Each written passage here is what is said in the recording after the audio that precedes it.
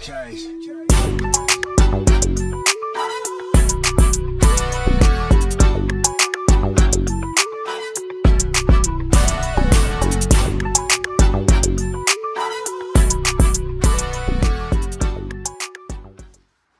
everyone? What's up? What's you guys' favorite color? Damn it! Alright, let's just say this. I'm not the one mixing and I messed up. Dang it. Alright, what's up everyone? Welcome back to another episode of Elevated Media. We appreciate you guys always tuning in. So Elevated Media, we strive to push, what is it? Love. Strike two! Give this man a cup. Alright, maybe I'm gonna break my fast right now. We try to push love, laughter, and life experiences. So that's our big push for us that we're striving to do. We appreciate you guys' comments, likes, reposts, all that. It really helps. So thank you.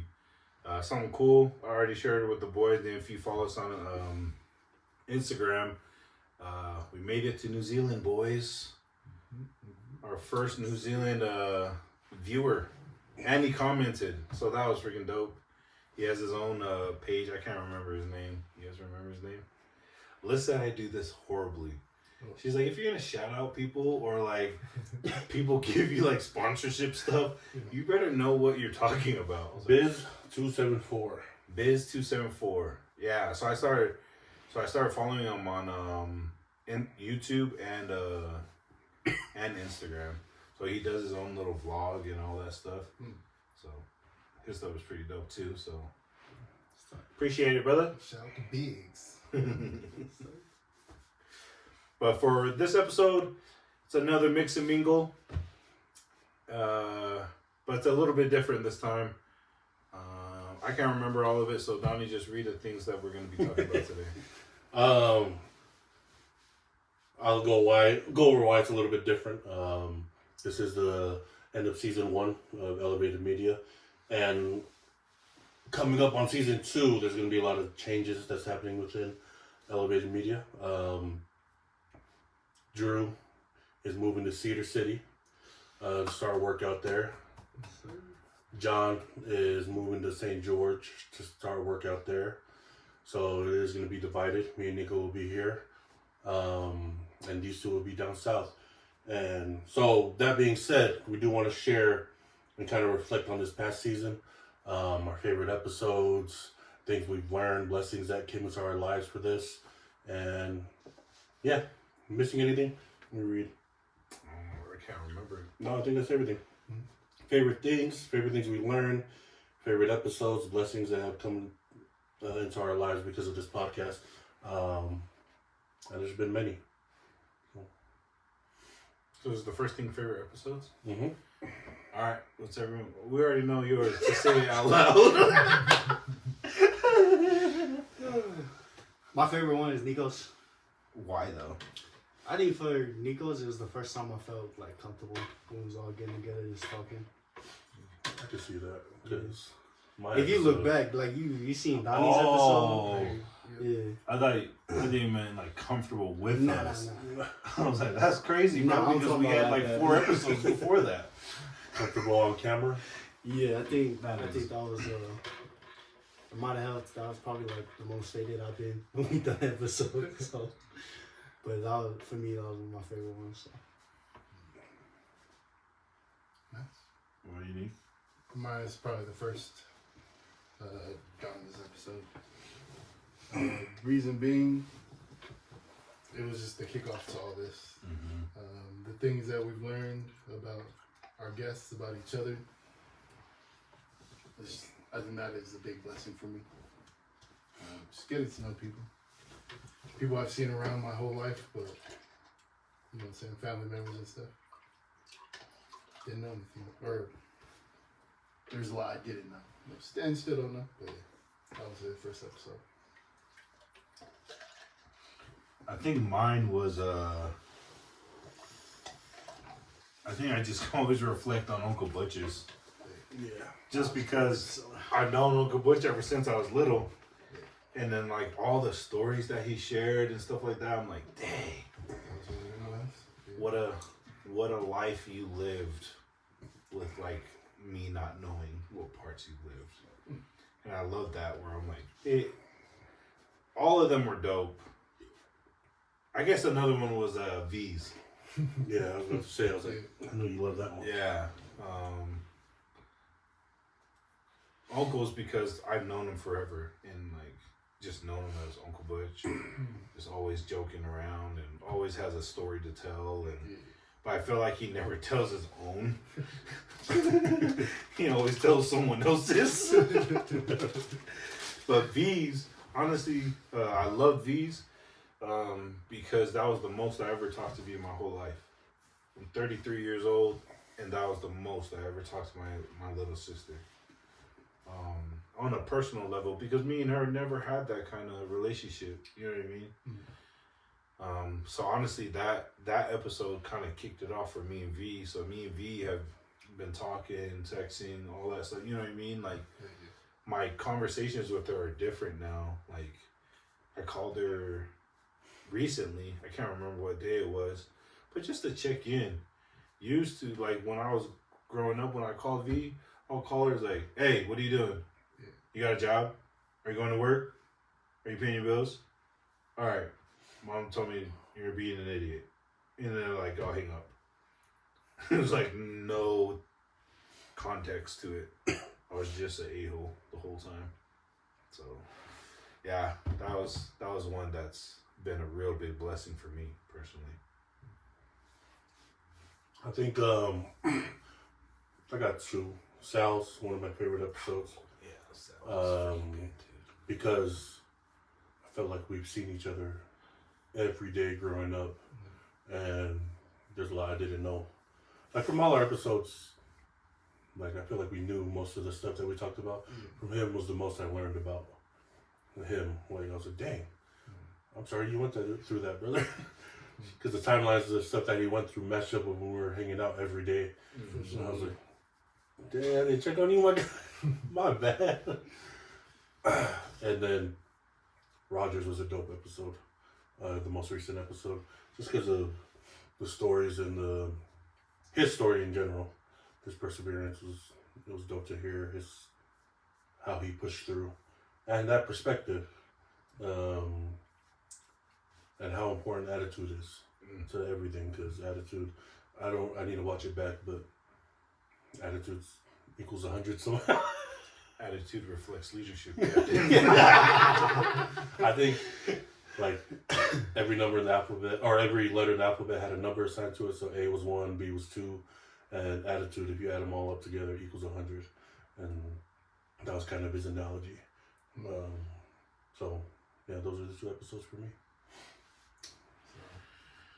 I'm the one who shared that analogy, you piece of crap. Oh, but he said attitude, and then you brought that up too. My bad. No, it's cool. Apparently, you're mixing that one. Attitude. No, dude, you know what's funny? Well, not funny, I guess. I shouldn't have said funny. But Roger's episode, like, people have been texting or calling me or like talking to me about Rogers. Bro, the part that always gets me in his episode, he talks about when Ben was holding him up in the car accident. It was crazy. He talked about his accident, and when they flipped, he was compressed. And so Ben gained consciousness and reached over and literally held him up until the ambulance came back, like, saved his life.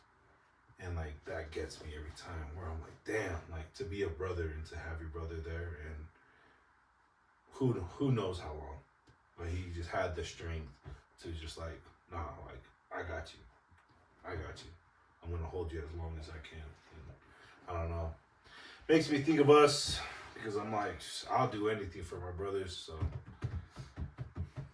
try not to cry.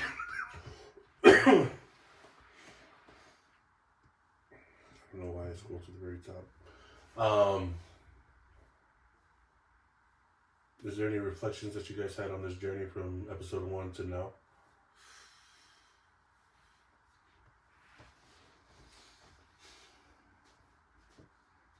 I think the biggest like reflection that I've had is kind of the meaning of our podcast is just everyone's got their story, but then even those that I'm close to, like there's things I don't know about them and things that I can do to help me better understand.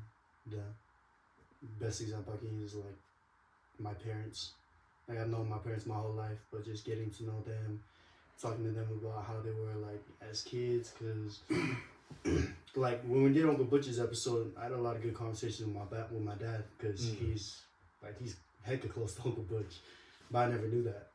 So just getting to hear stories about him, like when him and my mom were dating when they were younger, just getting to know him on that side, more of someone who's more than just my dad. Like my dad's lived his own life, so opening up that to, oh, now I see why my dad does this, or why he raised me like this, because of the things that he's been through. So it's been cool just taking that perspective and kind of applying it in my life, getting to know those around me a little bit better. So, Damn, that's cool, bro. yeah. I'm proud of you for doing that. Nice. For real. Because I feel like that's part of like the podcast. It's like, it's not to just like watch our content to be like, oh, that's cool that they do that. But it's like, we want everyone to do that with, like, we can't reach everyone's family and friends and loved ones. So like, in my head, I'm like, hopefully this is giving people courage or ideas or questions to ask their parents or ask their friends or ask their loved ones. Like, have deeper conversations then. Hey, how's work? Yeah.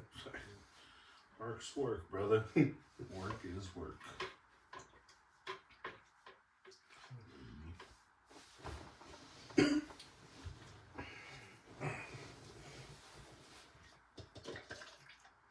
We're talking about lessons that we learned Yeah. in this trip?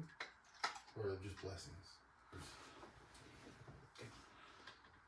Lessons, blessings, either or. Yeah. Man, I think I kind of low-key shared it with you guys up at Baby Tyler's birthday. It might have been then or before. Or maybe in the garage. Oh, in the garage at the house. I guess in a way, being more comfortable being me is something that I've noticed.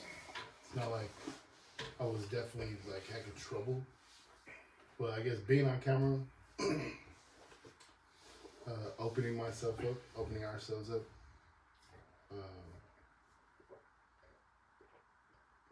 just kind of, like I said, like have learned to be okay with it, because I was definitely judgmental. I was telling you guys, like, man, when you guys first brought it up, this idea, I was like, ugh, I don't know if I could get on camera.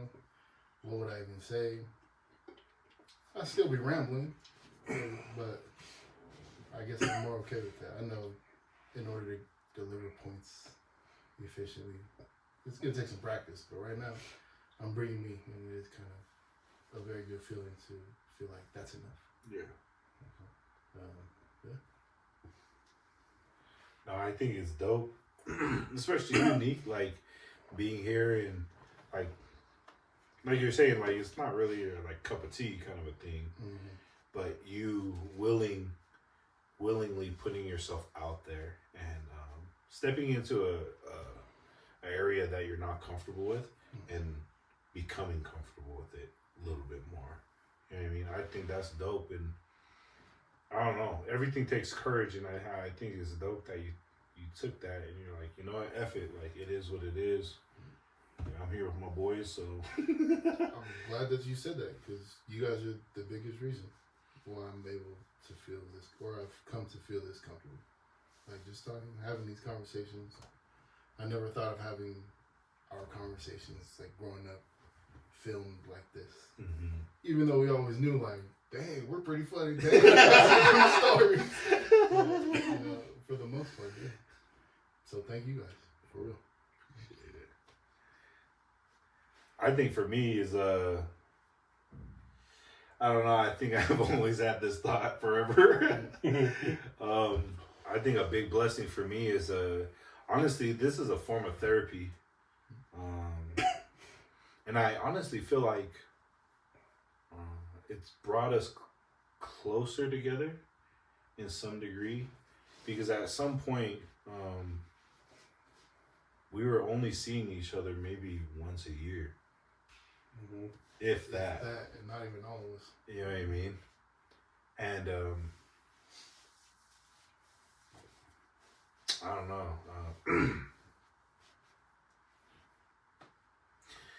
I think for me, I just always missed you guys all the time. I don't know. We had that conversation where, where I went on a mission, and then everyone, Beej went, and then everyone started splitting up. And basically, we all had that moment alone. You know what I mean? And so, I don't know. This kind of made me feel like kind of bringing it back together. I already know everyone has family, friends, loved ones, work, aspirations, and all that stuff. And I just felt like this helped me a lot with transitions and getting my mind clear, to be honest. And so this has been a big blessing for me, for sure, to honestly get on a better mental track. So yeah. I think the biggest blessing for me is kind of on the same lines as John's. When we started this, it's probably the toughest time for me that I've ever had in my life. My dad passing, so this has kind of been therapy for me. One thing that this taught me was, or that it provided me, was a way to grieve. You don't really, you guys don't know, we don't really talk about too much of a deep conversations with our siblings. Well, at least we don't. But this has kind of been a way to kind of express my grief, and so that's been a huge blessing for me. And then also, this is kind of a place where after we're done, it kind of like recenters my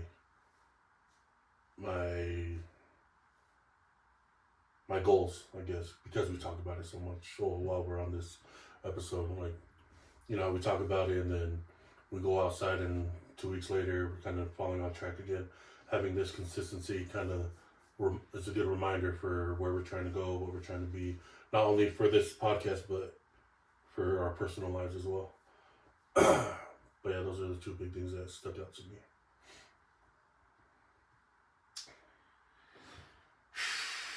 Big things, brothers. No, for real. When did you guys get comfortable on the camera? You said episode, Nico.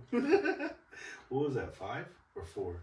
4, I think. It was 9, 10.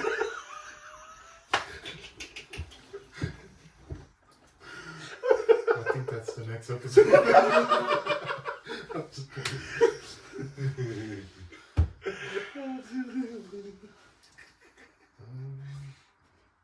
I'm trying to think, bro, because I still don't feel totally comfortable. Yeah. But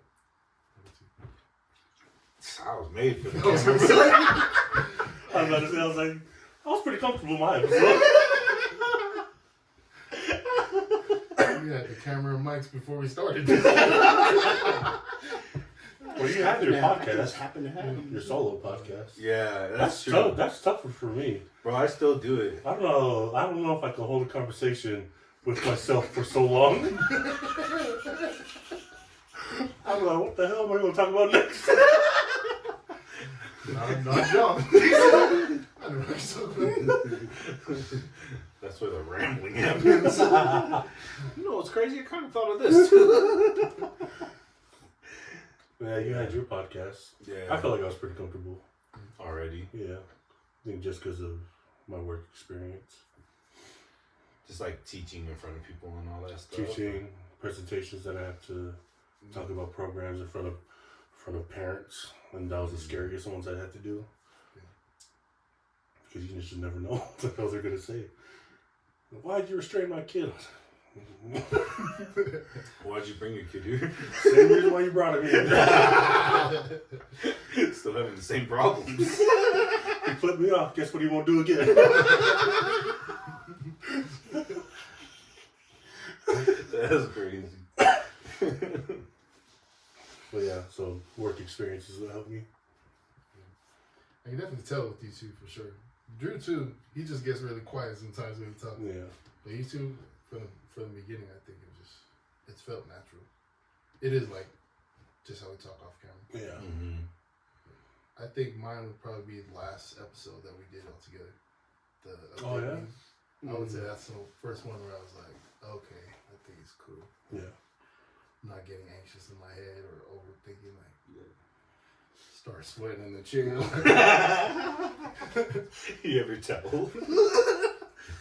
That's how I felt Don's episode, man. Don's episode. I remember I wasn't talking for like 10 minutes and then John asked me. He had just sent me the questions. This guy, he said, "Oh, Drew, do you have a question?" I was like, "Oh, no, I'm good." This guy leans over me and says, "Drew, do you have a question?" So yeah, my fault. Let me read this off real quick. Then when he reads it, it's like, I'll read it word for word. Look down at his screen too. Word for word. Like I haven't lived with Don for a year. that was crazy. Did it not feel like, that's one question I wanted to ask you. Did it not feel like, because you served a mission, Mm-hmm. did it not feel like a mission kind of like getting to know an individual? Remember from Lucas episode? Mind you, that was like a week ago. It's crazy. Nokia's episode, you just wanted to bash with him. We learned a lot about this. You were a bashing elder. Yeah. He was like, if you wanted me to bash Donovan, I would have. What do you know about the Book of Mormon? I knew we could do this sooner. I'm so what I'm getting. I have some scriptures I want to share with you, but speaking of that, you guys see that thing with Elder TikTok? Oh, he getting dragged right now. You see Bachelor did his, commented on his. Is it the worship one? The worship one, yeah. So Elder TikTok did this video, and I think it's all for clout. Hopefully he doesn't really believe it, but he's talking about worship music, and he plays one where it's like a band and all that stuff, and It's a dope song. yeah. And then he's like, is this worship music? And then the next one is the Tabernacle Choir. Okay. And then he's like, basically saying that type of worship music isn't good worship music. And Tabernacle Choir is like the type of worship music you should listen to. But yeah, I just think that's crazy. Like, because I feel like that's common, at least in Utah. Like, Utah individuals. Like, I felt like I had that on my mission, where it's like, oh, they got a band. And I was like, bro, I grew up with a band in, like, church, bro. I was like, I grew up around that kind of stuff. Like, I still feel the spirit when I hear that music. And so I just think, I don't know, I just think it's kind of crazy that he put that out there. I'm like, damn, bro. Whether it's for clout or whether it's his actual belief, at least for me, I'm like, that's why people hate us, bro. To be honest, bro. It's like, that's why people hate us all the time, because bullcrap like that, bro. I'm like, why the hell? Yeah, I think I hear what you're saying, because I've heard that kind of stuff before. Because you know my mom. Yeah. Sunday would be a full range of Tabernacle Choir, Millennium Brothers, Kirk Franklin, like, you know what I'm saying? Yeah. All kinds of gospel music. So I think the reverence factor for LDS people here is like a big thing. It's not very reverent. How can you feel the spirit? I guess you can't. It's all attitude, right? No, for real. I think that's a good point though, with like the reverence thing. Yeah. Because we had like that kind of conversation on our mission, and my response was like, because they're like, oh, that's not reverent. And I was like, oh, folding your arms is reverent, and like, you know, like for primary stuff, fold your arms, be quiet, and do all that. I was like, yeah, you can do all that stuff and still not be internally reverent. Yeah. Gotcha. Yeah. And I was like, so all that, like, I don't know. You guys know me. I'm just always talking. That's crap. a bar. But I was like, that's just at least for me, where it's like, I don't know. I didn't like that kind of stuff. Where I was like, yeah, cool. You could follow all that stuff and still internally be irreverent. Yeah.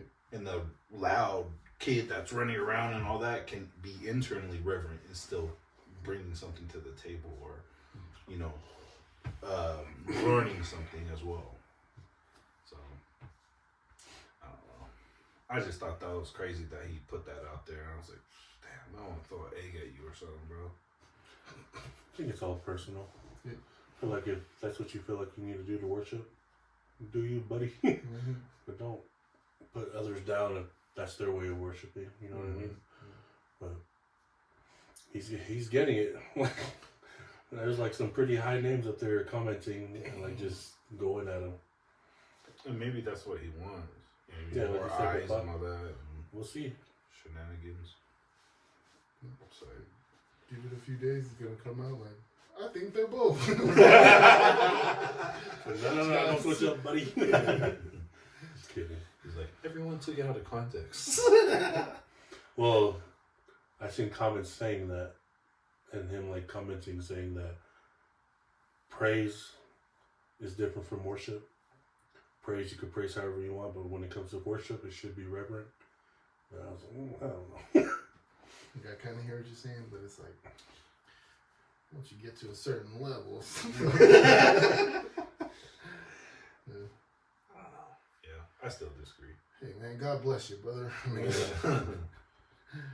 keep getting better. That's what we all here for. Keep getting better, brother.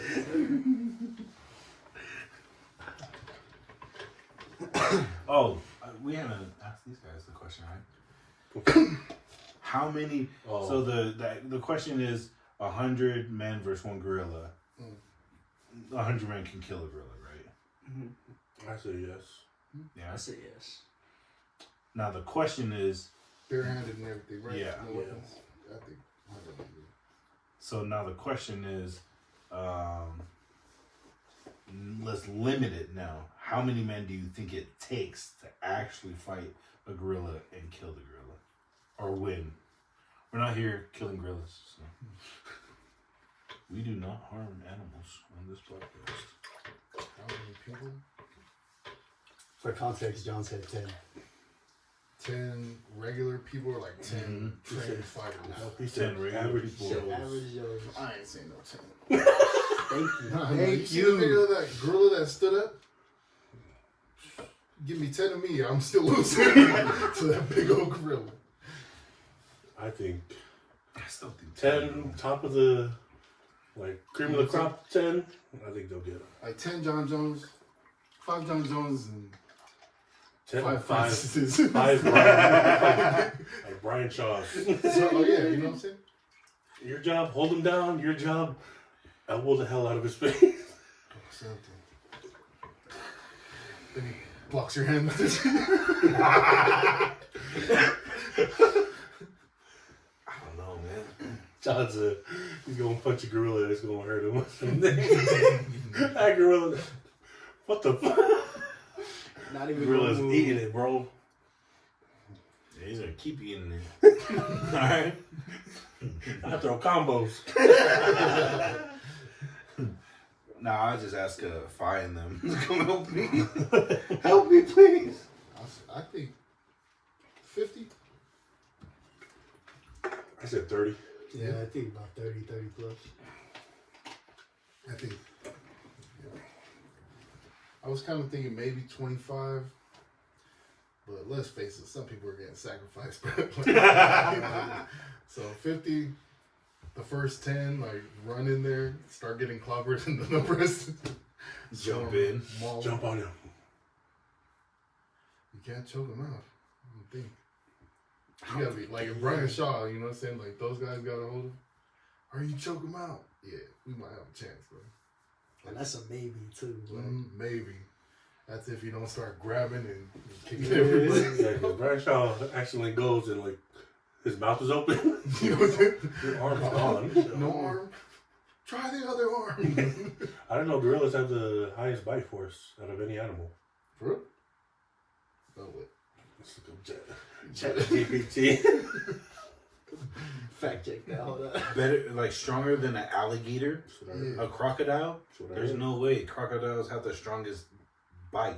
Maybe of They land can't. animals. Strongest bite force. Crocodile. Crocodile. Crocodile. Says shark. Mm. Shit. That's cool. What's the second one? Crocodile.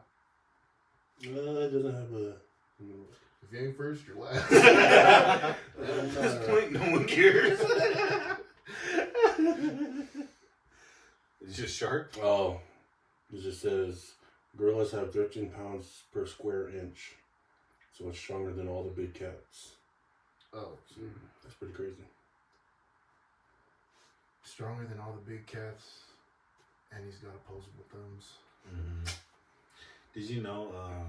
It's not really like gorillas, but it's in like monkeys. But like in some like chimpanzees, things like that, like they have like prostitution and all that stuff. So they, What? For real? yeah. So there's a How do you know How did they get this? paid? but fruit, banana, like all that stuff. Yeah. So I was watching this. It was on Animal Channel or something like that, and it was like talking about that how like the female chimp will come around and like Animal Channel After Dark. What? It's like Nick and Night. Uncut out. Did you just say Nick at Night? You sick mother.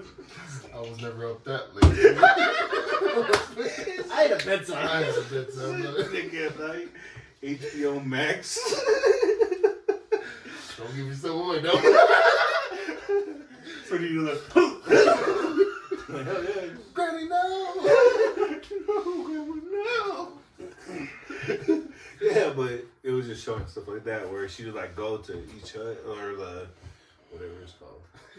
Just collect her bananas. Get some Take them bananas. home to the kids. Guys, it's a real thing, guys. All right. Just wanted you guys to know. It's a fun fact.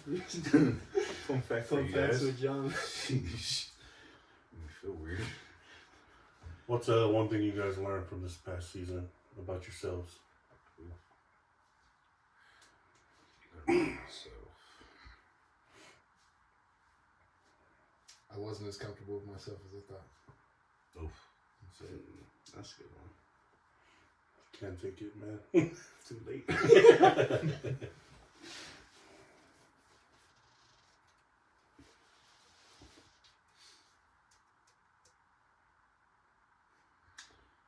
I think mine is I don't even know if it's something I learned about myself, but the thing that just keeps popping in my mind is like I think I shared it with you guys before, the man in the arena. Or told you guys that. So there's it's like a story or whatever, I don't know what it's called, but it's called The Man in the Arena.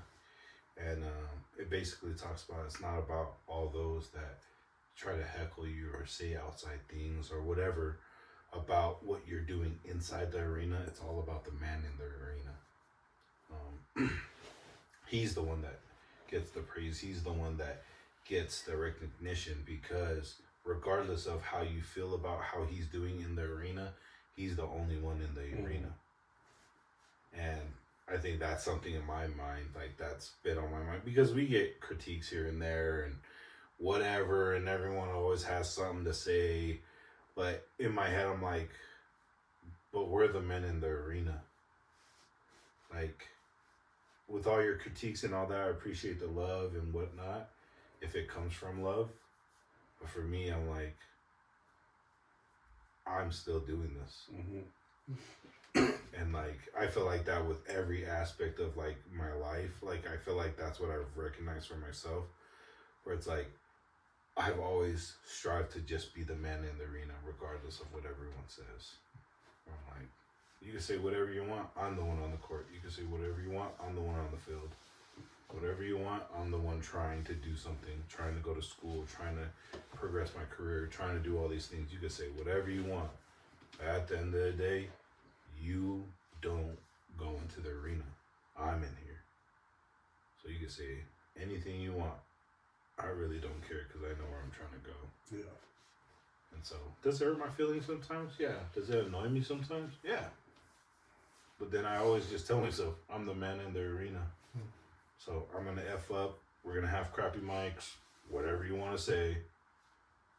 Speaking of that, I'm going to freaking put a donation button on our stuff. All right, YouTube and freaking Spotify and Instagram, all that. You're worried about all our stuff and whatnot. All right, sponsor us. Put some money into it. All right. You guys need more lighting. You guys need more better mics. You guys need more. We put money into this stuff, man. You wanna comment and do all that stuff? Give me some money. I'll buy better mics. Yep, that's what I learned by myself. Still annoying. I like it. That's kind of where I was going with mine. Or kind of place hand in hand to what I was saying. So I think that's hella dope. I think one thing I learned about myself is to be more confident in the things you share. Don't be afraid to, or don't put your life lessons down and be afraid to share it. You know what I mean? Like somebody out there that's probably gonna learn from it.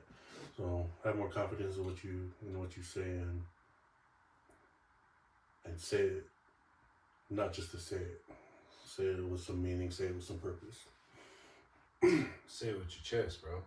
Say it with your chest. After TikTok.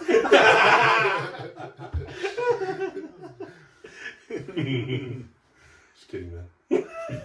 Sorry. You have an amazing following and you actually have some pretty good content. You do. I love you, man. What Are else you gonna we pass got? Drew? Oh, I thought you were serious about taking Nico's. Sorry, my No, bad. I was playing. I think I think I recognize that meme. I think for mine, like what I learned most is that I don't, like before I didn't actively seek like ways to kind of take care of myself. Like how you guys were talking about, like this is a form of like therapy for you or like a safe space. Like it's definitely become that for me.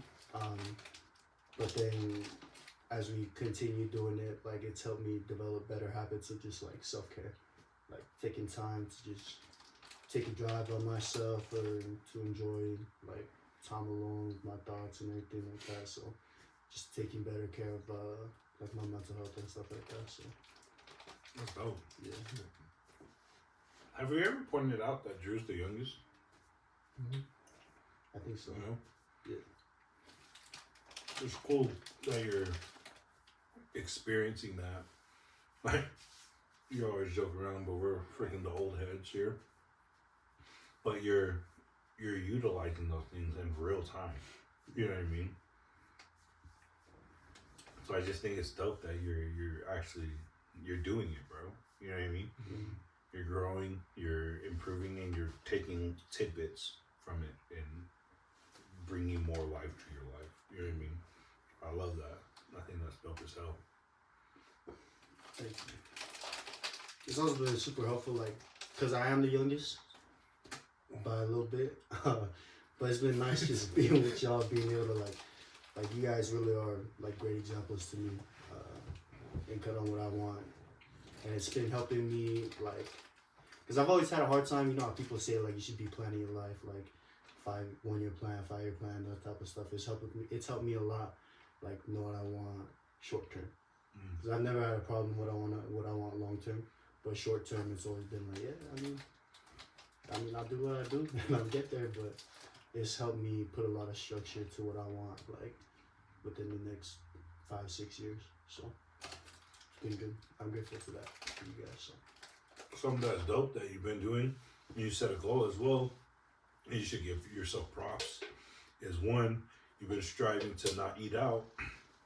And what has it been, 2 months? Almost 2 I months? mean, not anymore. I ate out the last couple of weeks. Consistency is different though, bro. Yeah. You compare that to What it the was 2 months before Yeah. you started. Yeah. 2's a really good number. Yeah. 2 out of 2 months, bro. That's Mhm. 60 days. 58 days you're eating clean. I feel like in general we have, people have that mindset of like, damn, I messed up. Scratch that, I'm done. Kind of a mindset. You know what I mean? Mm-hmm. Bro, 58 out of 60. That's a freaking A. Mm-hmm. In school, I'm shooting for a C minus. I get a 58 out of 60. I feel pretty proud of myself. You know what I mean? Yeah. Kind of like what Donovan was saying. Shut up. Donovan was saying is like downplaying his experiences, bro. Like that's a dope experience. You know what I mean? Thank And then same with like you've been going to the gym too, you. a little bit longer than eating, right? No, I think gym. I'm on like 6 weeks now. 6 weeks. Yeah. Oh yeah.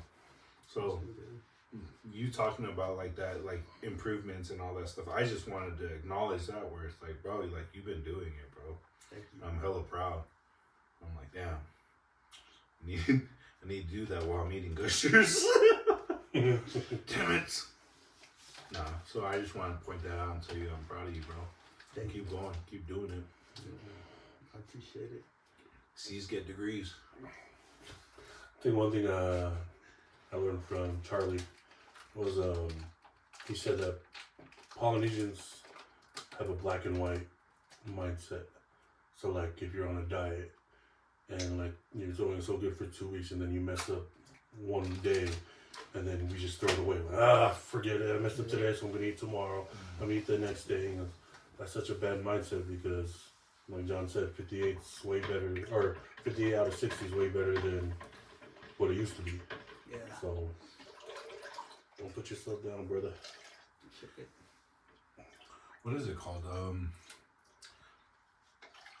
I learned that when I was working with the youth, the all or nothing mindset. Yeah. And like a lot of times, like the youth have that. Yeah. But Yeah. obviously, like people in general have that. Yeah. I was like, damn.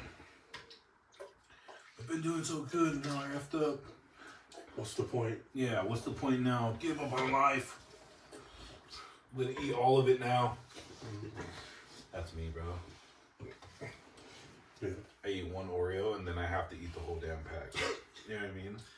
You can't just have all It's this like- back. I mean, Bro, I eat one, I'm like, well, I don't like uneven numbers, so I gotta eat this whole row. Yeah, that's reasonable. Oreos, man. yeah. It's definitely been something that's been like, it's been a lot of fun for me, especially because I've just been like trying out like recipes and stuff, so I've been learning how to cook a little bit more. Oh yeah. And I'm not gonna lie, some of the stuff I make is trash, but the things that I like, and it's been nice seeing like even the family, like my little siblings and them, they'll enjoy the food I cook and stuff. So Hey, man, just get better every time. Nah, for real. Can't get better unless you try it. You're gonna have, what is it? Like, Michael Jordan talking about like how many misses he had. I was just thinking. You know what I mean?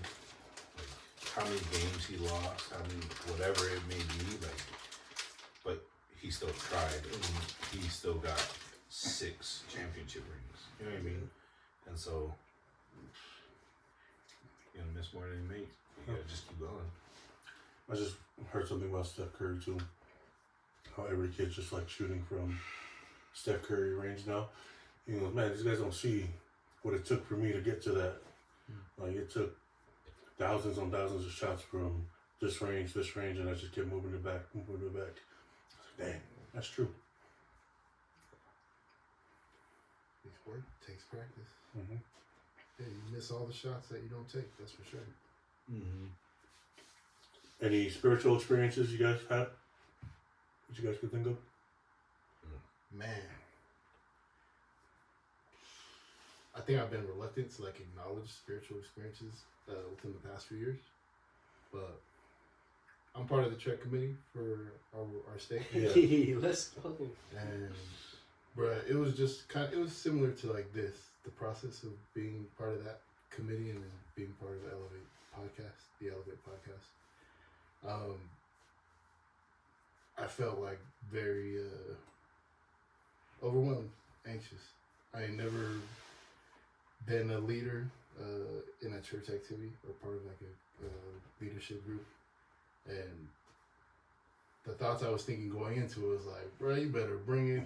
You better be worthy. You better be clean. Like, but through being here, like I was saying, becoming comfortable with myself, not in a content like Yeah. I'm fine.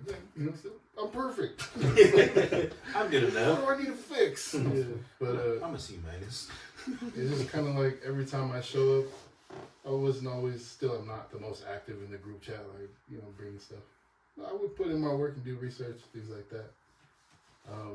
But as I attended meetings and I guess put myself out there, it became easier, and it just translated in both areas of my life for the podcast and for that. And yeah, being okay with I'm bringing myself, and I can't worry about the opinions of others. Yeah. Or, messing up. Like, this is my first time, bro.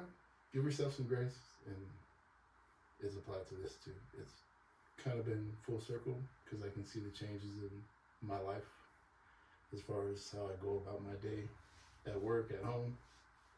It's just more comfortable not feeling like, oh, I gotta be here so that I can get this amount of whatever, money, respect, you know what I'm saying, love. So, yeah. The love within myself is enough. And just gotta elevate that. Other people will feel it sooner or later. That's my spiritual experience. Well, though. For real. Thanks, man. So you gonna be going on check with the youth this year then? I won't be on the trail, but I'll be driving one of the vehicles Oh yeah, to transport stuff. that's good. Yeah, that sounds nice. I'll do that.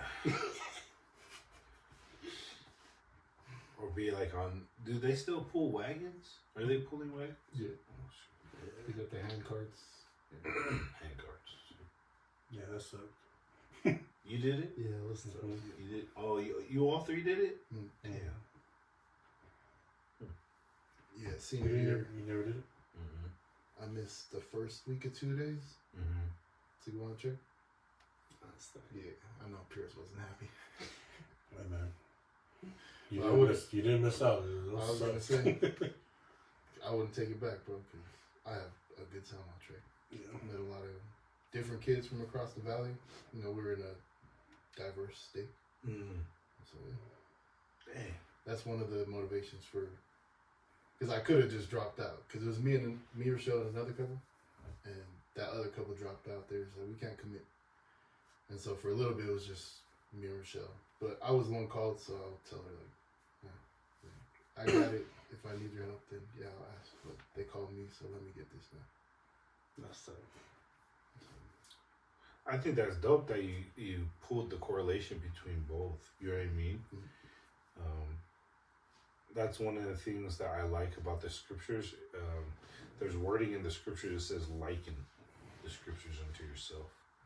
So meaning like bring it to life. Like how does this apply into your life, and how does it incorporate into your day-to-day things? And I think that's dope because you literally just lived it and continue to live it, where you liken that unto yourself, where it's like, oh shoot, if I do this, I can bring it over to this, and this bring it over to that side. And so I don't know, I thought that was dope, where I'm like, fuck. Did you know you didn't go on trekking you? You should go as a mom and pop, or like you enlist through mom and pop. It's a dope picture, like that is. You went as a mom, pop? No, like my parents. I see what you I said. think we discussed this. I'm not that old yet. So. No, my parents did it though. Oh yeah. Yeah, my mom's had like. I think my dad did it. Had a great experience. There's a chance. There's a chance. Yeah. 50-50. Is it 50-50? Depends who's that is. I think he trekked to Samoa. My dad did a trek. My dad did a trick. Never came back from trek. He's still on I there. think he's still trekking.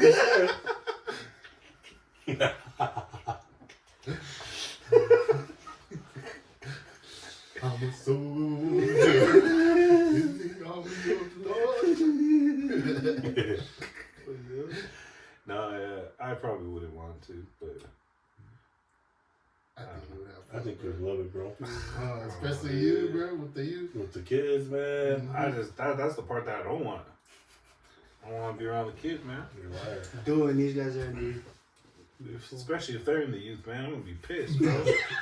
You're gonna be Come like, put "Who his brought wagon that out." dad? Freaking Dad, scary. you're supposed to be pushing the wagon with us. No, I'm one of the injured pioneers. Push me. Nah, I think you'll love it with the youth, man. Bring back those memories of Farmington Bay. Dude, I was looking for jobs like that. Yeah. Yeah, going down to St. George, I was like, maybe this is the time. But we'll see. Actually, no, I won't. But I was gonna say Cedar's an hour away if you want to commute. bro, I'm not getting paid. What you guys getting paid? I don't know. Getting paid when I'm getting paid? I don't know. Worrying about kids. I just gotta worry about not flooding people's houses. No, it still scares me. I'm dead serious. That shit sucks. What was the question? Spiritual experiences. Spiritual experiences.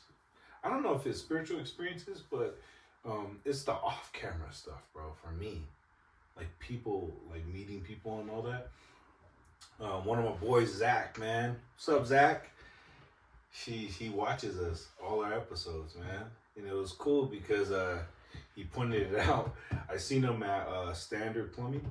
That's where we get like a lot of our parts and stuff like that. And I was grabbing some stuff, seen him. He's setting up his stuff. He works for a restoration company and dapped him up, all that stuff. And then I was like, oh yeah, I gotta drive to Park City. And he was like, oh damn, well enjoy your ride, bro. You're probably gonna think of some good questions for your podcast.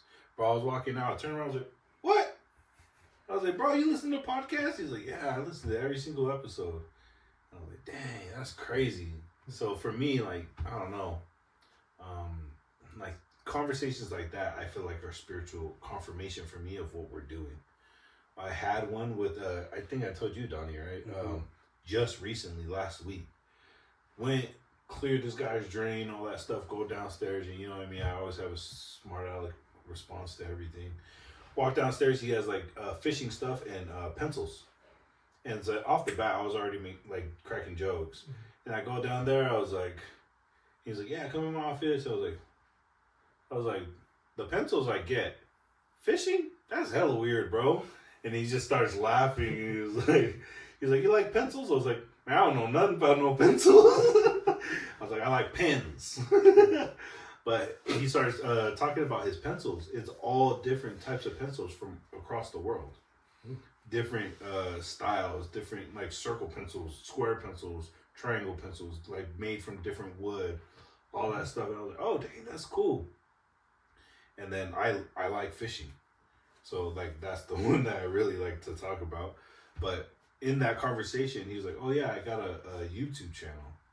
I was like, oh shoot, that's dope, bro. Like that's cool. And I was like, yeah, me and my brothers, we started a YouTube channel. We have a podcast and all that. He was like, oh, what's your podcast about? And so I told him about what we strive to do. I was like, yeah, Elevated Media, like we strive to like share people's stories through love, laughter, and life experiences. And he's like, do it. Like he like literally just stopped like dead. He was like, do it. He was like, people need to share their stories and we need to learn more about people's stories. He was like, no one really talks about their stories unless you sit down and talk to them about it. He was like, and because he served in the military, he went to Afghanistan and all that. Like he did like 3 tours or something like that, something crazy. And he was like, he was saying, he was like, the lessons I've learned in my life the most is when I sat down and listened to people's stories. He's like, so the service that you're doing for people can make a huge difference for their life. He's like, and you won't even know it because they haven't shared that part of their life to anyone. And I don't know, like for me, like I dapped them up and I thanked them for it because I was like, thank you for like, that's what we're striving to do. And for me to hear that from a stranger just confirms to me, like, damn, we're doing it. We're trying to do it. That's our purpose. That's what we want. And I don't know. That was just a dope experience for me, spiritual experience where I'm like, nah, like we need to keep doing this because every person that's come on here has had that experience, you know, had little epiphanies for themselves, had emotional moments, had great conversations on and off the camera. Yeah. And so, yep, that's mine. It's freaking dope. When I was surfing with the Amish were. And it always reminds me of the Amish because, bro, we be driving and these dudes are really out there with a horse in the hoe, just like digging, and then just seeing them planting and all that. Like everything is by hand. And kind of to your point where it's like, bro, planting a seed takes work too. And it's like, I watch those dudes almost every day. Hey, man. I'm like, could it be me? Hit up John Deere. Had that bad boy done. Oh, but they always had the best. They had a restaurant, and I only went there once. Oh my gosh, Amazing. I've heard Amish food is good. It was literally the best food I've ever eaten in my life. Like it was. Pennsylvania? Mm-hmm. Dang. It was wild. But it was funny because you have the parking lot, right? You pull up in the parking lot, you look to the right, stable of freaking buggies. Heck yeah. They all had their little buggies over there with their horses and all that. Someone out there feeding their horses and like while they're inside. I was like, yo, this is real. Dang. Yeah. They had the best ice cream. I don't know, man. Their stuff was hella good. That was just making me hungry. Sorry. Spiritual experiences? For me, I think there's not one particular like experience that kind of stands out to me, but I think with like what Don was saying earlier about like the consistency of us doing this, because we, like for me, it definitely is like a spiritual atmosphere whenever we get together. We always talk like, even if it's not the whole thing, there's always talks about like the church, gospel, scriptures. So just me personally, it's helped me like remember what that feeling is like of the spirit. I'm not gonna lie, I've been out of tune for a while since I got home from my mission, but it's helped me to get that desire back to have those experiences. Like this past, I think it was 3 weeks ago, I went to church. Then I went to church again 2 weeks in a row, which was the first time that happened since like 2021 when I first got back from my mission. So it's been nice just noticing that difference like in me, of just having that desire to like come closer to the Lord, because I haven't had that feeling in a while. So I think that's like the biggest blessing personally that this has brought me, just being able to like recognize that, dang, I don't have the Spirit with me all the time, but then seeking it out. So it's been my favorite thing. I love that, bro. Yeah. It's been good. It's funny that you bring that up because like, it's like people are looking at it like from the outside in. They're like, oh, look at these guys just like sitting around mixing, talking crap and all that. But really, like, you know, things are like happening like that. Or like, we're trying to serve each other in those aspects as well. You know what I mean? And so these type of conversations matter. And you know, or we're talking about like spiritual stuff, gushers and freaking rappers and all that stuff. Interrupt everyone. It's funny.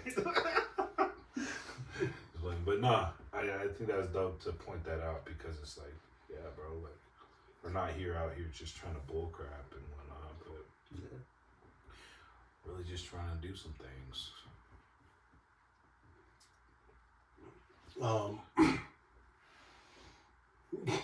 Sorry. I think it was the last time we were all together when I shared my tithing experience. The check just popping up. I think this next one was around 2 weeks ago. I paid my tithing, but I still had worries of what the heck was going to happen. Paying off my dad's headstone. I put a big chunk of my check towards it, but I still had 500 left. And I prayed. I was like, well, I don't know where this money's going to come from, but like, and obviously it wasn't a prayer that relieved everything, because I prayed and I was like, stressing about where it's going to come from. I was at work, and then my brother TJ calls, and he just goes, hey, what's Dad's account? I said, what? He goes, what's Dad's headstone account? I told him, he goes, I'm going to pay off the rest. And I talked to my brother. I said, hey, did you talk to TJ? He goes, no. Talked to my sisters. Did you guys ask TJ? He goes, no. I was like, dang. This guy was just the answer to my prayers. And he probably don't even know it.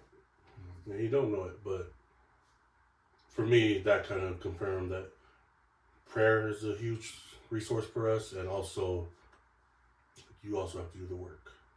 I think God was showing me that the first time. He goes, hey, I'll give you so much, but now you need to also do some of the work too. And that was the biggest spiritual experience I had in the last 2 weeks. I was like, man, that took off so much pressure, because with headstones, you have to have it done maybe 4 months before the 1 year, if you want to have it by the 1 year. And which is crazy to think that, but it's coming up. My dad's 1 year is four months away. So I had to have it done by the end of April. And I was like, dude, I don't know where I'm going to get the rest of this money. I don't know how I'm going to do it. And then the Lord was like, hey, I told you I got you. And I was like, hey, you got me, man. So, yeah, that was mine. That's dope. Man, it'd be crazy to hear like TJ's side of that story.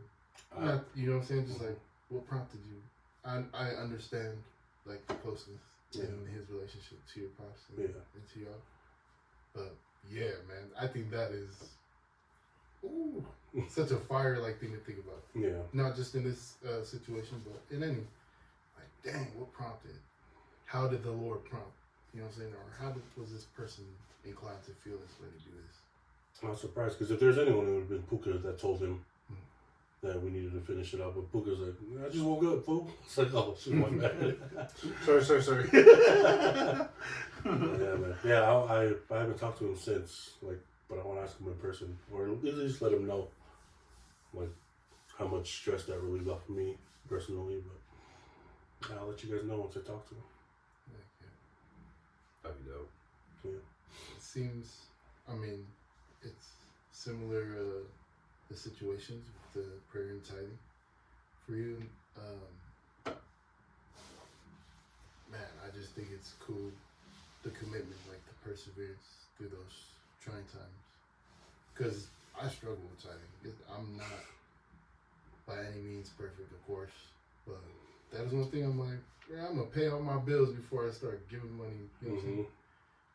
But yeah, there are definitely times within the past few months where I've thrown tithing out there and I get stuff back like big time. You know what I'm saying? And it's not always monetary.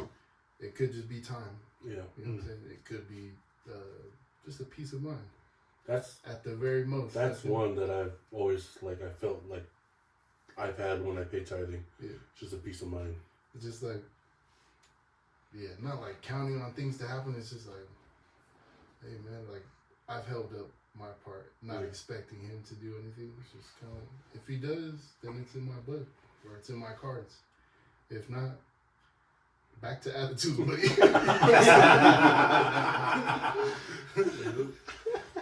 Like probably praying for things that you already got. Like that. Man, that's dope. Man, should have called us, bro. I know. I had a question that I thought of before, because I wanted to ask you guys, when's the last time you actually asked your brothers for help? Oh man, well, you gotta ask that question after I tell him you should ask. It was a good segue because I was like, I've been wanting to ask this question the whole day. Practice that. Don't leave me hanging again. No, but for real, because I was thinking about that today, and so you guys already seen the boxes out there and all that stuff and whatever, and it was funny because in my head, all of you guys said something. Hey, bro, if you need some help, like, tell us you need help and all that stuff. And, you know, same old crap. I'm like, yeah, bro. In my head, I'm like, nah, I got it. You know what I mean? But it made me think of myself because I'm always going to strive to be there for you guys. Hey, man, if you need something, tell me, bro. But when's the last time you guys actually reached out to each other? Yeah. Anyway.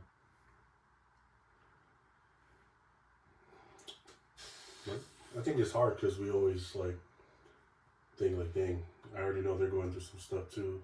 And I don't want to add extra burdens on top of theirs. To me, that's my mindset, especially with money, because I know we all aren't like Bill Gates or something. But yeah, it's always hard to ask, knowing that your brothers are also struggling.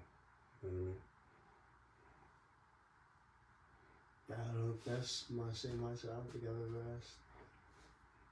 And it's hard because, like, thinking back in my life, like, I think the only times I've actually asked people for money, I think it comes down to, like, my siblings or my parents. I don't think I've ever asked outside of that. Yeah, I think I only know one time I asked the boys for help, and that was just like $20 for gas. Yeah. And I'm pretty sure it was you that gave it to me.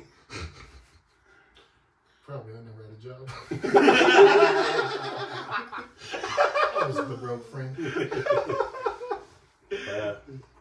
Other than my siblings, I haven't asked. So I just want to challenge ourselves to make that a regular, bro. Make it more normal for us to ask for help instead of just trying to give help. You know what I mean? Mm-hmm. And that goes for me too. You know what I mean? Because same stuff. Like, at least for me, in my head, I'm like, I got 2 legs, 2 arms. I'm strong. I'm young. I could do it. Like, I don't need.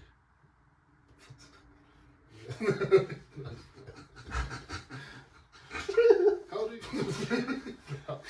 Young enough. But, you know what I mean? Like, I know you guys know, with all of us, we'll all do anything for each other. So I think, at least for myself, like literally today, realizing where I'm like, well, if I know that, then I need to allow my brothers to serve if they're ready to serve, and not allow my pride to hold me back from like knowing that they're gonna be there for me. You know what I mean? So that was just the question I had. Cause same thing. I was like, I think the last time I asked for help was going to Donnie for a blessing. After that, I don't think I did it. I don't think I ever asked anyone for anything, and is that a bad thing? No, but I also don't think it's a good thing for myself. I'm like, Heavenly Father put us in this village for a reason. You know what I mean? And so That was just one of the questions I wanted to ask. Kind of put that in our minds. Don't be afraid to ask for help, blessings, service, help around the house, whatever, even money, bro. Like, taking those opportunities for each other. Because, like, I don't know. We're all big on service. So, learn how to be served. Jesus Christ did it, so I guess we could do it too. Appreciate it, brother. Could we talk about why you're moving down to Cedar? Yeah. So this move down to Cedar is some, like, it's honestly something I've been waiting on since we moved back from Arizona. Like, what was that? Almost 8 months ago. That's when you guys got fired, right? Yeah. So when we got let go from that last facility, I think it was definitely like a humbling moment. Because I'm not gonna lie, me personally, like while we were over there, I was low key like, man, me and my brothers, we are way too important for this place to let us go. Next thing I know, like, and that was me feeling like that on Wednesday when we met with the CEO. And then 2 days later, we got the news that they were letting us go while we're on vacation. So it was definitely a humbling moment. It taught me a lesson: just never get too comfortable. Always have a backup plan, things like that. But my uncle, Charlie, he's helping out with the facility that's down in Cedar. So it just gave us an opportunity to get back into the field that I love, get me into something that'll, I feel, help me like progress in my life a little bit more. I'm not gonna lie, like the year I spent out with Donnie and Dallin in Arizona, I feel like that's the most I've grown as a person in general, but also like within the work, my working life. So I feel like it's something that's gonna help me just move forward with my life and my goals and the things that I want to do. So I'm super excited just to get back into like the behavioral health field. That's what we're doing. We're gonna be moving down there, help out with the facility that's down there. So just being able to get back into something that I'm like passionate about. It's not gonna be like I'm grateful for the job I got at the hotel, but it's not gonna be me just like, okay, yeah, your room's on the 5th floor, have a good day. Yeah. Type thing. It's like it's gonna be something that means a little bit more to me. So I'm excited for it. I'm excited for you, brother. For real. Yeah. The next journey, next chapter, new experiences, new people, new opportunities. You know what I mean? So, and especially something that you're passionate about. That's a big thing. You know what I mean? That's something I'm really excited for you about. I appreciate it. What about you? Where you guys moving to St. George? St. George. Can I ask that? Yeah. Okay. So, we're not releasing it until we tell everyone this weekend. Oh, shoot, sorry. No. Well, I want to release this later, Okay. so it'll be probably released next week. But yeah, we haven't really told. So at least for me, I only told my boys, and then obviously my work. Okay. You know what I mean, so only my brothers know, and my work. But the rest of the family doesn't know. Oh, Yeah. On Liz's side, only keep two. it on hush then, brother. Shoot. On That's Liz's not- side, only her parents, our household here, her brother down south, and then 2 of her cousins.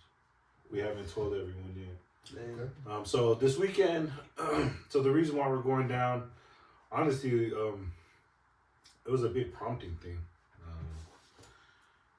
Been having feelings of going down, all that stuff and whatnot, and just never felt right. But this last time that we went down, I don't know what it was, but something changed. And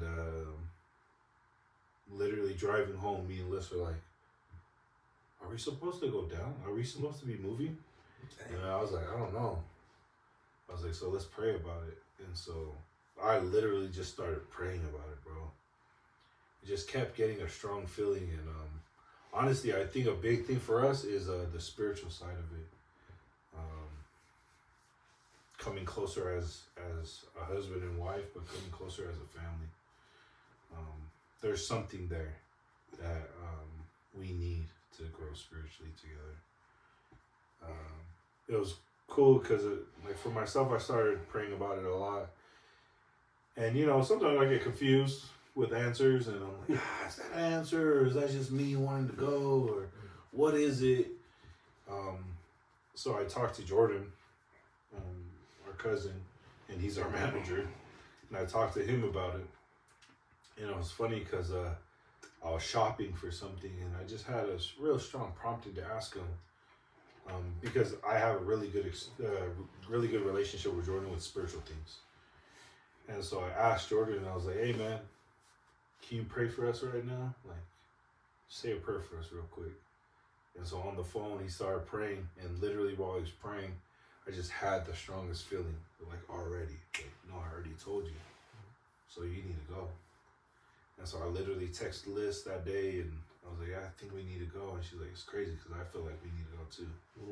And I was like, oh shoot. So I don't know what's in store, bro. I don't know what's in store down there, but all I know is that in some way I need St. George, and St. George needs me. That's something that I loved about my mission. Uncle Jay said that to me before I went on my mission. He said, John, Pittsburgh needs you, but you also need Pittsburgh. And when I started serving, I knew that for a fact. I needed that. And every time I moved areas, I needed that area for me to grow. And I feel like, in some degree, I've been comfortable. And I hate being comfortable. And I hate being in the same place all the time. Like, I just didn't grow up that way. And so, I think that's what it's going to be good for us. I don't know what it is, but I know it's going to be good. If he has us in his hands, I know he could create more in his hands than I can model. So, yep. We're moving to St. George. June 7th. We'll be down there. It's kind of cool, bro. Like, doing like a phone interviews and all that stuff, bro. Like, have hella stuff lined up already. I got into school. I got into plumbing school down there. They accepted my transcripts and all that stuff. So got that all done this week. This week I go down Thursday, Friday for interviews. Liz has interviews. You know what I mean? It's just like, it's just crazy how it's all kind of like lining up right now. So nervous, afraid, excited, all of it. You're gonna be good. But I'll be honest, I know I told you guys before, I'm probably gonna cry, but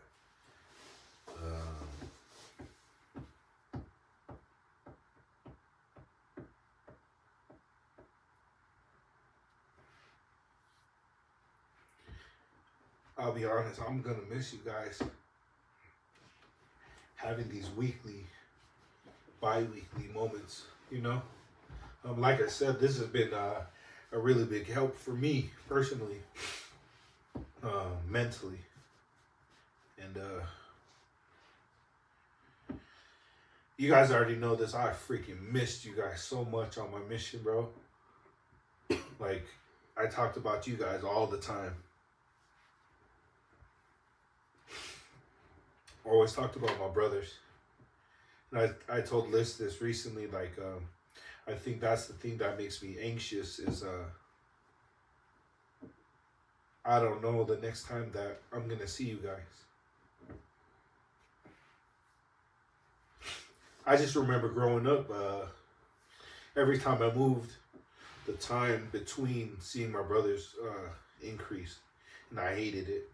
I hated when I moved to Alaska. I hated it when I moved all over the valley. I hated it when I moved to California and moved back over here because I was away from my brothers. And honestly, Nick, you already know, bro. Day one, Daly City.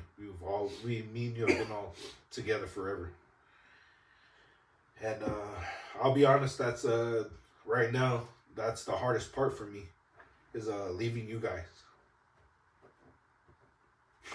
I just hate it every single time. So I know we're still gonna call, still gonna meet up as much as we can, but that's just me being open with you, brothers. I'm gonna miss you guys so much. So thank you for this season that you guys given me, to be here, to spend time with you guys, and to hear more of your guys' stories and your experiences as men. You guys don't know how much you've blessed me, blessed my family, and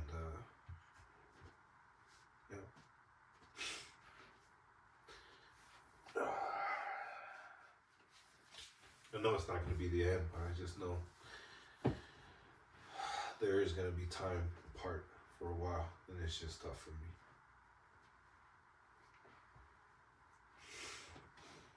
Also worried about V being up here. Just want to make sure she's good.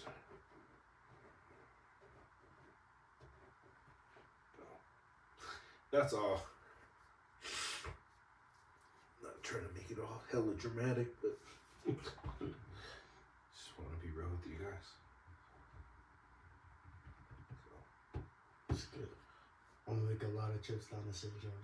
Just I'd appreciate it. Good.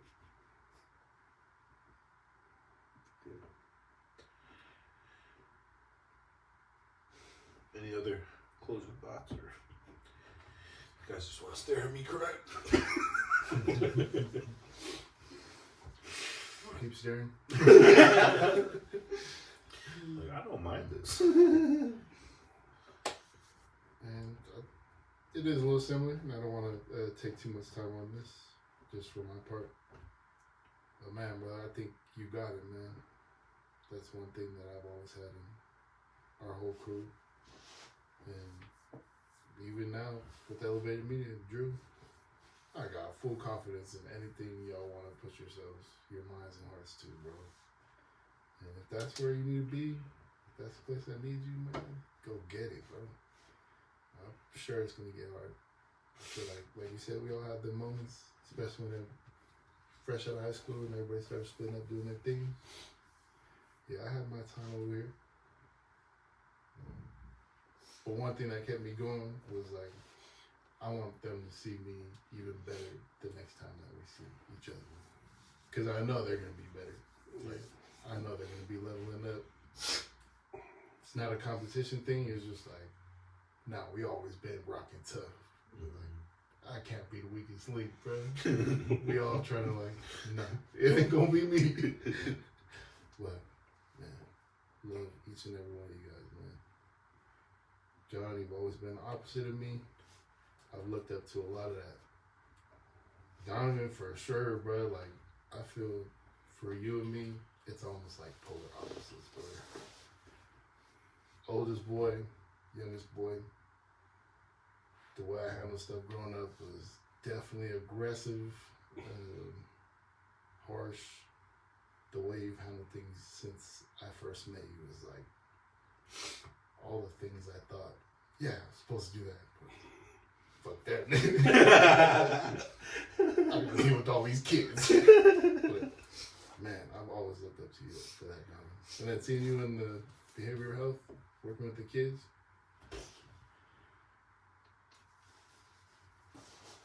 I know I've made jokes in the past. I just want you to know I'm sorry about that. Because I know you care about them kids. And just from hearing you guys' stories, you and Drew, I care even more about them kids. I don't even know them. I just hope that they are able to have access to good role models like you guys. I'm not saying any of us are perfect, but dang, what we bring to the table is a lot. I feel. Drew, I feel like you hella ahead of me from when I was your age. That's for sure. It's been beautiful, brothers. Thank you. Love you, bro. It's definitely been a lot of fun. I know. I think I met both of y'all when I first got back. So I think that was like what, September, October. And it's crazy to me like how close we've all gotten. Definitely been able to like talk to both of y'all a lot more, and like I lived with Donnie for a year before we came back, so me and Donnie were already pretty close. But individually, like I've had conversations with both you, John, and Nico. That's helped like not only just give me direction, but it's crazy having some conversations with both of y'all that I've had, like how much clarity it's provided me, just in kind of things that I want to pursue or things that I want to change in my life. Like I said, you guys are, all three of you guys are role models to me and like help me set what I want within the next few years. And that's something that I've never had in my life, where I've always I've always had my dad and my uncles in to look up to, but it's always been, yeah, when I'm there in like 20 plus years, that's where I want to be. But here it's me being the oldest, like it's like having 3 older brothers that are just there to not just look out for me, but to help me kind of be confident in the things that I'm doing. So that's something that I really appreciate out of this, and I'm definitely gonna miss it. So I'm for sure gonna make sure I take advantage of you being down in St. George now. So I just make that little drive and then make sure you can still have those conversations and things that really help me personally. So yeah, just want to thank y'all. Let you know you're appreciated for. So. Love you, brother. Love you too, bro. Listen, for real, though, come through. Because we're gonna have a spare room. Yeah. So she said, just come down whenever. Come hang out whenever. I'm gonna be down there for good. Make sure I drag Dallin along, because he'll be right there with me. Damn, I don't want to go to that house. I don't care. Shit, the passenger seat knocked out till we get there. He got a bucket ready. That's funny. Yeah, it's definitely been fun. Like, and it's been such a short amount of time. Mm-hmm. I mean, it's only been like 7, 8 months, maybe 8 months. since we started the podcast. Probably like what, 7 months? But It was 8, right? it's been 8, yeah. See, so it's been a lot of fun. And I think it's definitely like helped me get to know you guys a lot better, and then also like bring me closer, make me more comfortable for things like this. So it's definitely something I'm grateful for. Appreciate it.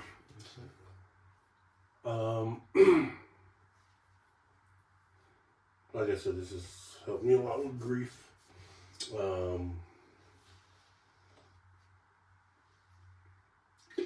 When we came back from Arizona, I wasn't in a bad spot, but I was pretty down.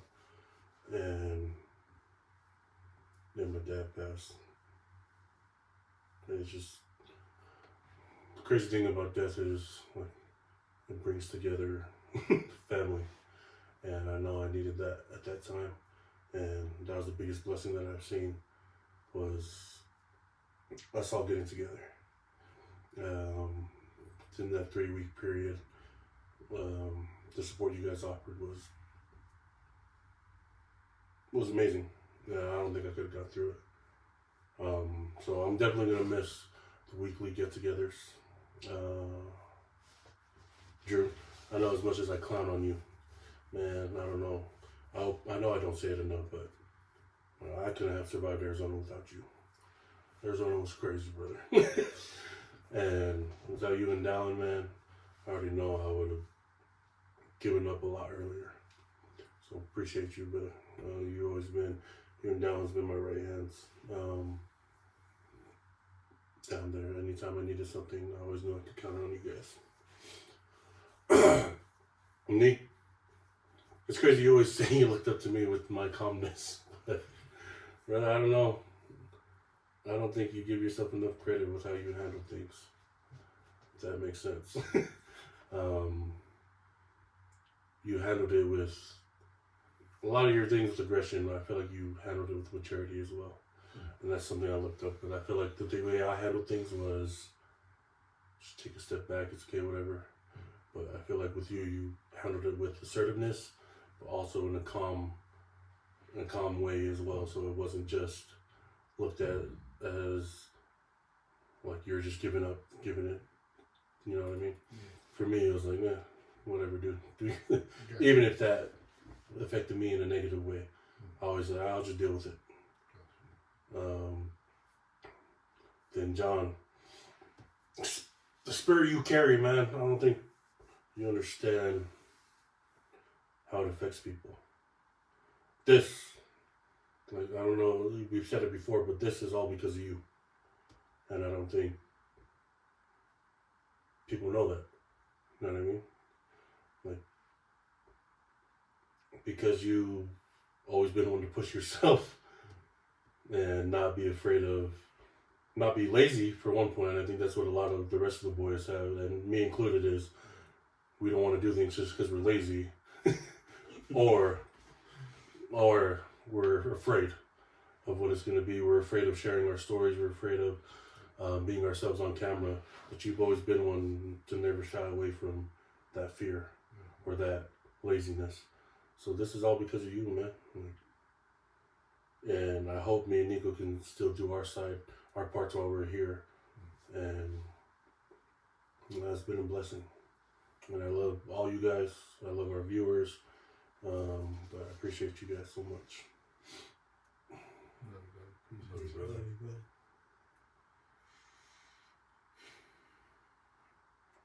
Is that a wrap for season 1? That's a wrap for season 1. What's the census on the alligator Wolverine thing? Alligators getting killed, bro. No. What's the census of who chose? Alligator, alligator, alligator, alligator. No. Anaconda. Dude. No way. 2-2. Only one person chose Wolverine. He's crazy. Beach. Nokia. Oh, the Beach too? Yeah, Beach chose. So lucky Wolverine. Beach. Yeah, the 2 that went to Snow Collision. I guess Badgers were. Well, I think that's Anaconda's for the win. Pretty much. Season 1, peace! Love you guys.